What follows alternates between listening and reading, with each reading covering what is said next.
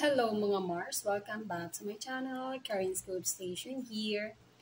May Mendoza super promote sa pelikulang Monster na inirelease ito ng Nathan Studio na pagmamayari ng mga Atayde. Siyempre, kanyang mga in-laws yun mga Mars sa hindi pa nakakaalam. In-laws ni May Mendoza ang parents ni Arjo Atayde. Sa mga ayaw pang tanggapin, bahala kayo riyan. Ipinomote nga ni May Mendoza ang pelikulang Monster sa kanyang Facebook page at sa iba pa niyang social media accounts na hikayatin or aanyayahan ang mga followers niya na panoorin ang pelikulang na nabili nga ng kanyang mga biyenan at ang kanyang sister-in-law na si Ria Atayde at co-owner ng Nathan Studio na si Lorna Tolentino. Itong Monster mga Mars ay isang Japanese film at sobrang nagandahan nga dito sina Arjo Atayde and May Mendoza dahil napanood na rin nila ito. At lumaban ang pelikulang ito na critically acclaimed film na ito sa PAM d'Or sa 76 Cannes Film Festival. At nanalo na rin ito ng isang Best Screenplay category. At dito ay talagang marami ang nag-react dito sa isinare ni May Mendoza. Isinare kasi ni May Mendoza ang Nathan Studio Inc. na Facebook account.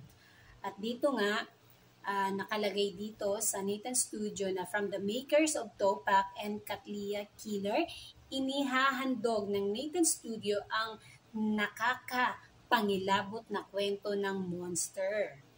Ito na nga. Matapos magwagi sa Cannes Film Festival, mapapanood na ang pelikula ni Hirokazu Koreeda sa mga sinihan nationwide simula ngayong October 11, 2023. Kilalanin ang tunay niyang anyo. Ilang beses na rin ito i-share ni Ma'am Sylvia Sanchez nga noon sa kanyang Instagram account. Ito po yung i-share ni May Mendoza. Ito yung 24 hours to go before Monster Official. Itong dito sa Facebook account ni May Mendoza, ito po yung trailer na i-share niya. Kaya kung gusto niyo mapanood ang trailer, visit May Mendoza Facebook account para mapanood niyo ang buong trailer ng Monster na napakaganda. Parang gusto ko rin itong panoorin mga Mars sa October 11.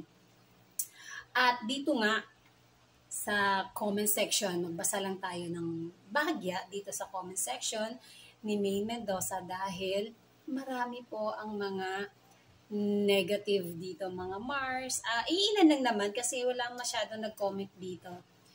Sabi dito, dito muna tayo sa mga magagandang tanong kung mapapanood ba ito sa Netflix. Wala namang nag-comment dito kung meron sa Netflix. Pero, mas maganda panoorin ito sa sinihan para suportahan natin ang nag-produce nito. And then, meron dito nag-comment, mga Mars. Hindi ko nilang babanggitin ang kanyang name, pero kung gusto nyo malaman, visit nyo ang Facebook account ni May Mendoza. Sabi niya, first day, last day na naman yan. Napakanega, no? Napakanega talaga. Napakanega nitong tao na to. Kung bakit ganun sila.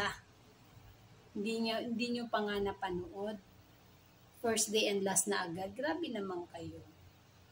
Dapat nga suportahan natin ang mga pelikula, hindi lang Pilipino, kahit saan pa, basta maganda ka, nanonood na tayo sa Netflix, kung ano-anong mga social media accounts, o saan-saan app tayo nanonood, di ba?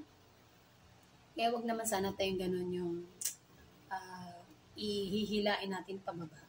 Panoorin mo na, alamin mo na natin kung maganda. I'm sure maganda ito kasi trailer pa lang napakaganda ng Monster. And gusto ko itong mapanood sa October 11 na po ito mga Mars. Ito namang photo dito, ano kaya ang ganap ni na Chamito at ni Maine Mendoza na itong photo ni Maine Mendoza ay new trim siya dito. Tinrim ang kanyang hair dito. Ito yung photo nga nila ni Chami. Abangan na lang natin kung ano ang ganap ng mag-bestie na ito. Wala akong masyadong i-update sa inyo tungkol sa ating Armin, pero yun nga, yung pinaka-latest ay yung super supportive super supportive talaga si Maine Mendoza sa kanyang biyenan at ang kanyang asawa at ang kanyang sister-in-law. Yun nga, yung monster na panoorin at panoorin ang ipapalabas nga ngayong October 11 itong The Monster, mga Mars. Japanese ito, pero I don't know kung English audio ito. Basta panoorin na lang natin kasi maganda naman talaga. Parang nakakangilabot nga naman talaga. At nanalo na pala ito sa Cannes sa Best Screenplay category. O sangkapadi, ang ganda nito. Alam mo, maganda ang mga gawa ng Japanese. Kaya hindi tayo magsisisi na panoorin ito sa sinihan ngayong October 11. And very proud nga ang Maine Mendoza na i-share niya ito. Ibig sabihin, i-share ni Maine Mendoza sa kanyang account, sa Facebook account, ibig sabihin maganda talaga ito dahil napanood na nga naman nila ito, mga Mars. And that's it, mga Mars. Thank you for watching. Bye! Shout out Armenian! Ingat po tayong lahat dahil maulan na naman ngayon.